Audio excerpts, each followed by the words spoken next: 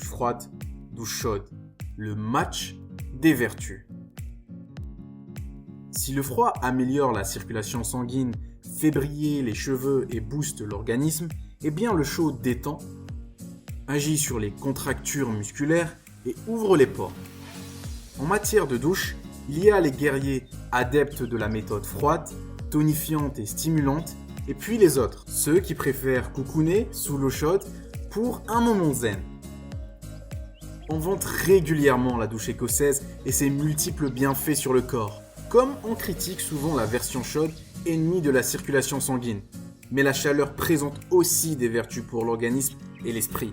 Quelle température pour quel bénéfice? Alors voici notre point de vue. La douche froide. Elle booste.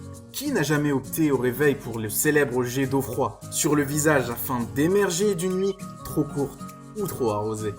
Le corps réagit au froid qu'on lui impose, les vaisseaux se resserrent, ce qui améliore le retour veineux et la circulation sanguine, et l'organisme est stimulé, raison pour laquelle on ressent un effet coup de fouet.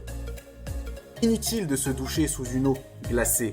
Pour bénéficier des bienfaits, baissez progressivement la température jusqu'à 25 degrés.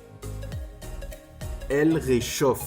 Oui, vous avez bien entendu, en sortant d'une douche tiède, voire fraîche, nous serons réchauffés.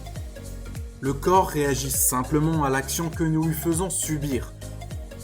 En appliquant de l'eau froide ou fraîche, la température corporelle passe en dessous du 37 degrés habituel. Le corps brûle alors des calories pour se réchauffer et revenir à une température normale. Si vous avez froid, n'hésitez pas à prendre une douche chaude.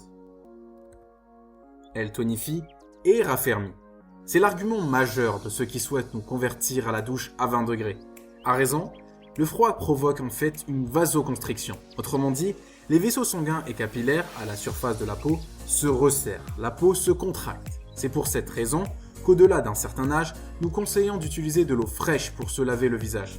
Cela permet de lutter contre le relâchement cutané et provoque un effet tenseur sur la peau. Elle fait briller nos cheveux. Au même titre que la peau, le corps et l'esprit, les cheveux bénéficient de tous les bienfaits de l'eau froide. Le froid referme les écailles des cheveux et donne de la brillance à la chevelure en stimulant la circulation sanguine du cuir chevelu.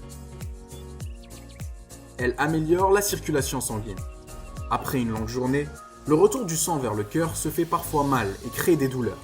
Le froid, en resserrant les vaisseaux, améliore le retour veineux. Pour un maximum d'effet, commencez par une douche tiède, ne dépassez pas 39 degrés, puis baissez progressivement la température de l'eau pour habituer le corps. Mais elle ne nous fait pas perdre de poids.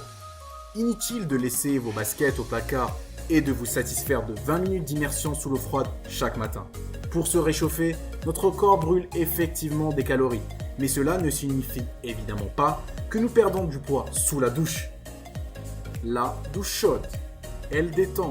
Il est parfois des journées éprouvantes. Quoi de mieux alors que de se blottir sous le pommeau de douche pour se détendre? Jusqu'à 39 degrés, la douche chaude nous apporte une sensation de cocooning et de douceur. Elle est relaxante. Elle aura un effet vasodilatateur. Les vaisseaux se dilatent et permettent un meilleur afflux de sang et d'oxygène. On se détend, on se concentre sur notre respiration, plus calme et plus profonde. Elle dénoue les contractures musculaires.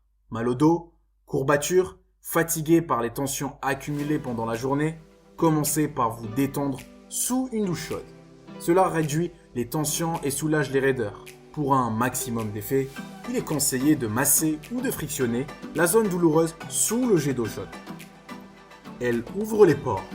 La chaleur d'un bain ou la vapeur de notre cabine de douche nous permet de nous débarrasser de nos cellules mortes et de régénérer ainsi notre peau.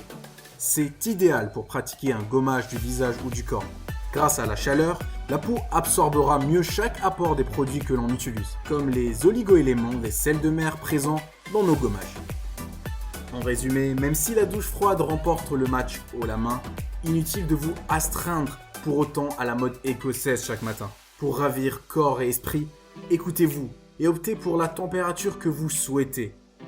Est-ce que de l'eau froide ou une poche de glace permettrait la vasoconstriction de la varice delphine, autrement dit la rétraction, la contraction de la veine? Oui, bien sûr, de façon passagère. Et donc, c'est un des conseils qu'on peut donner quand on a mal aux jambes en fin de journée. Ce sont de faire soit des douches froides, soit d'appliquer d'une quelconque façon du froid sur les jambes. Oui, Et éviter de marcher dans l'eau froide. Absolument. À la mer, aller marcher, aller nager le plus souvent dans l'eau, c'est un très bon remède. Pour en finir, pensez à vous abonner à notre chaîne et d'allumer la cloche. Vous trouverez des vidéos, des conseils en or à ne pas rater.